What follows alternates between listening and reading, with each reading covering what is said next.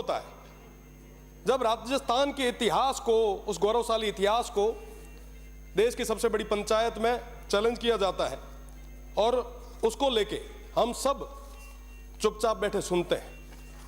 मुझे लगता है कि उन तमाम लोगों को मुंह तोड़ जवाब देने की जरूरत है। आज का जो बिल है वो बहुत जरूरी बिल है, कोचिंग का बिल है। कई सारे तमाम जो हमारे सदस्य हैं उन्होंने अपनी अपनी बात रखी, कई सारे सुझाव दिए। चर्चा शुरू हुई आत्महत्याओं को लेके कि हमारे जो युवा है, जो विद्यार्थी है, वो आत्महत्या क्यों कर रहे हैं। बिल कुछ और कह रहा है, सिचुएशन कुछ और है।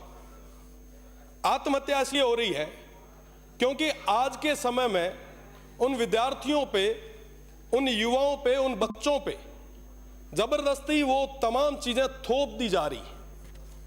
इसमें गलती किसकी? गलती है अभिभावकों की। साहब माइतर है वही टाबरा ना संभाल है। आज के समय में जो हमारे बच्चे हैं, जो स्टूडेंट हैं, जो IIT जी की तैयारी कर रहे हैं, उनको इरोडोव, क्रोटोव जैसी थ्योरीज पढ़ाई जाती है।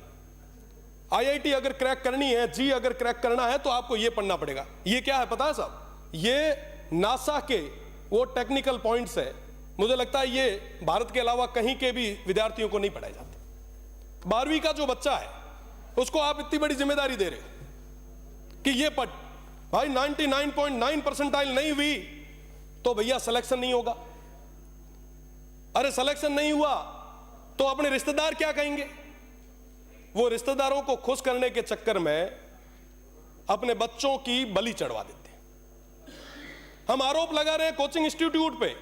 निश्चित रूप से कोचिंग इंस्टीट्यूट में तमाम व्यवस्थाएं सही होनी चाहिए, पूरी फैसिलिटीज मिलनी चाहिए, पर साथ ही साथ मेंटल हेल्थ की भी बात बहुत ज्यादा जरूरी है। आज के समय में जो 12वीं के बच्चे हैं वो हंसना भूल चुके हैं।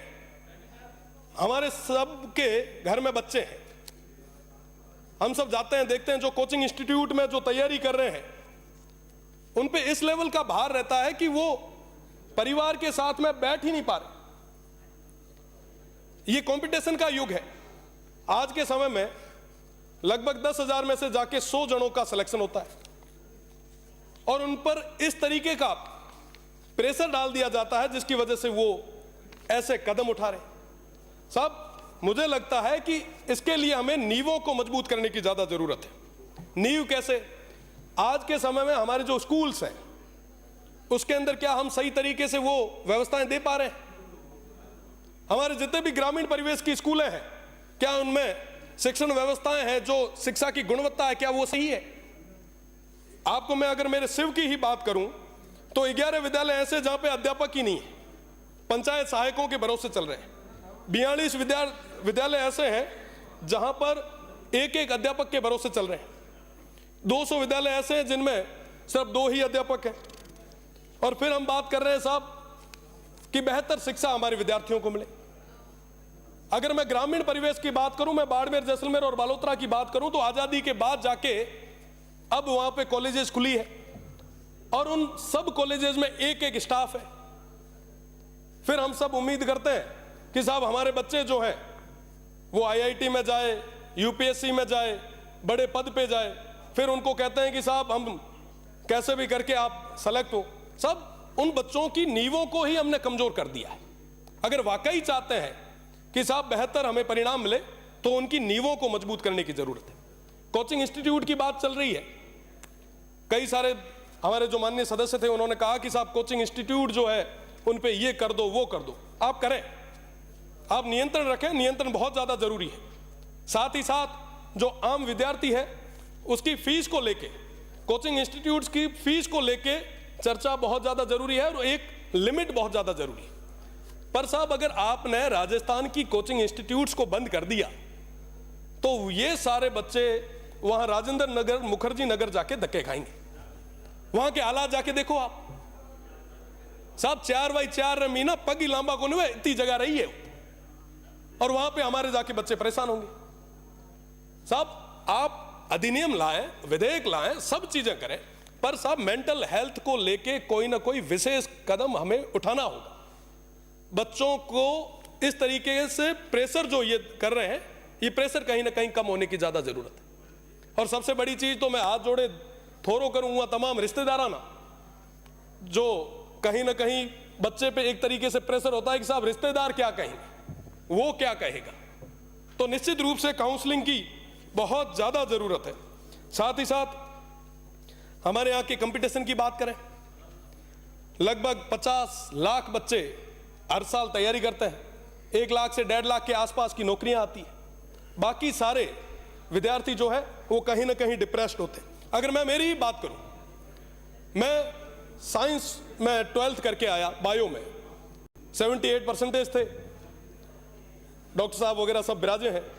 मुझे भी किसी ने सलाह दी, परिवार को भी कहा कि साहब डॉक्टरी करवा दो। उस समय प्री मेडिकल टेस्ट हुआ करता था, इंटरेस्ट नहीं था, किसी और क्षेत्र में चले गए, वकालत कर ली।